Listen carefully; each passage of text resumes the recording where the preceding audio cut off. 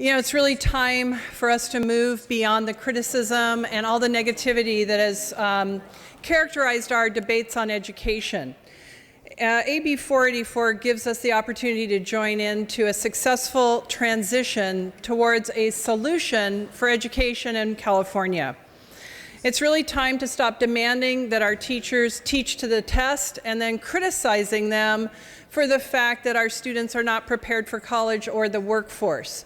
AB 484 brings in the new assessment system called MAP for the state of California that is a companion piece to our Common Core standards that were already adopted in 2010.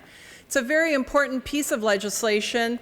It's shifting California really into a mode where we are going to begin to not only teach our children for critical thinking, for analysis, for problem solving, but our testing is going to reflect that. For this purpose, AB 484 suspends the STAR test.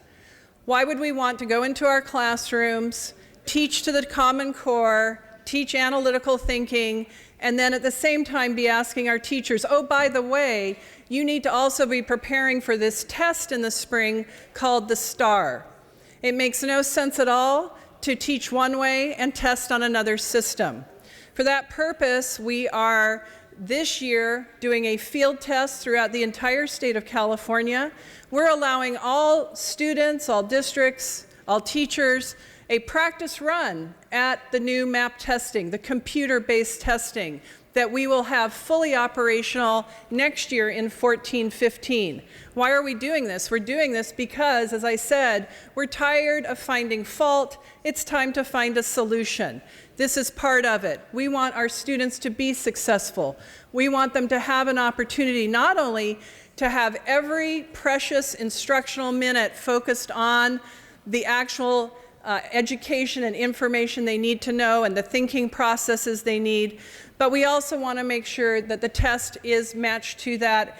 We want districts to be able to understand their capacity to make this transition. We want teachers to see and understand how this test is going to work. We want students to be able to have a hands-on experience with the test as much as possible.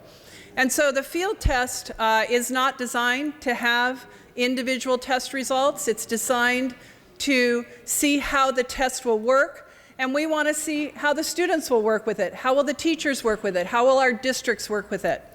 And for that reason, we took amendments that made this adjustment to the bill, and I would invite you to vote aye with me on this bill.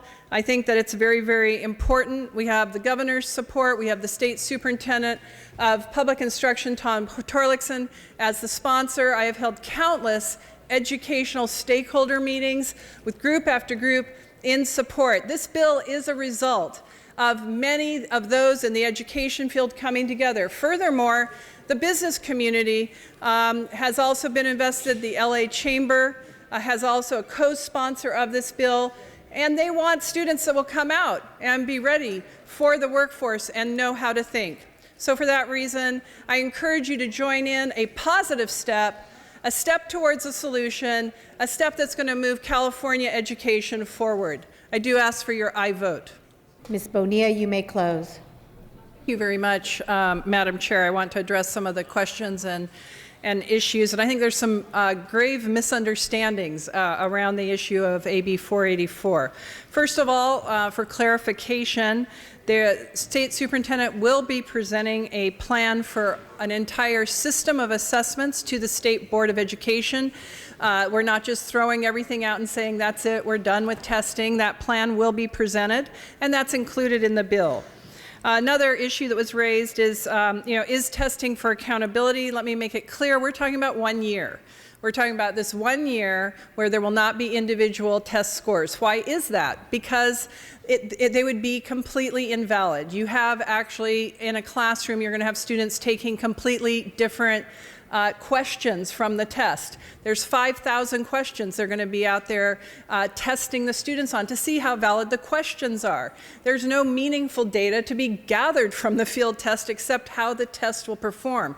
Now, the meaningful part of it is in the experience. It is in the test run. It is in this issue of our district's going to be ready. Just not doing it isn't going to make them any more ready next year when we go fully operational. Now, in sub 2, we came forward in the budget process and said to the governor, we need more money for this. And we put in $1.5 billion so that our teachers could have professional development and so that there could be technology purchased for the districts. Now, it came back in the May revise as $1.25 billion. Are we done? No, we are not done funding the technological needs of public schools in California.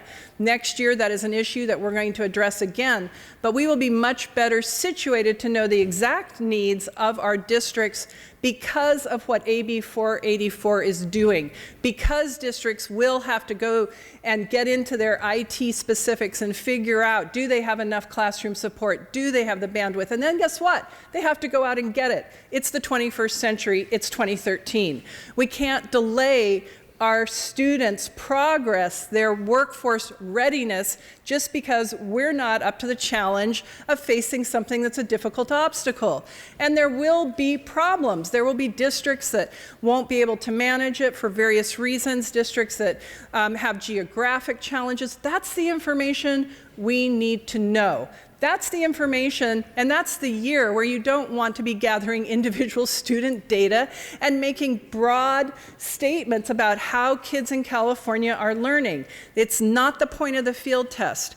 Another issue that was raised was only 10% of the students will be field tested. That was before.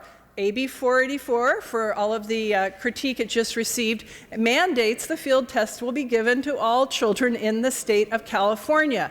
That solves the equity issue. We're saying that all children should have equal opportunity to experience this test, not just 10% or 20%.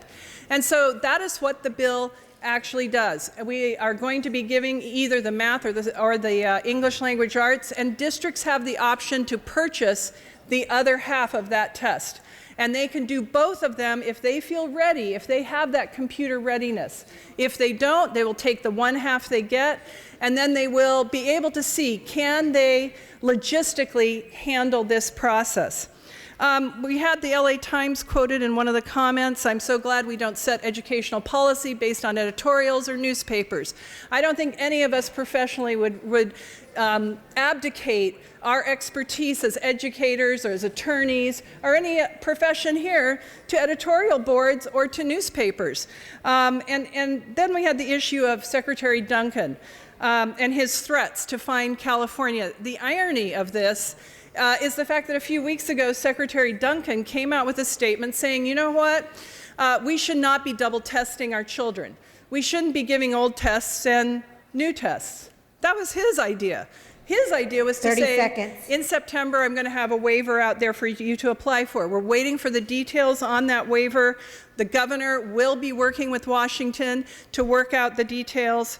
I just would close saying that there are so many good things about what we're doing. There's such a solution. It's the right educational policy for the right time.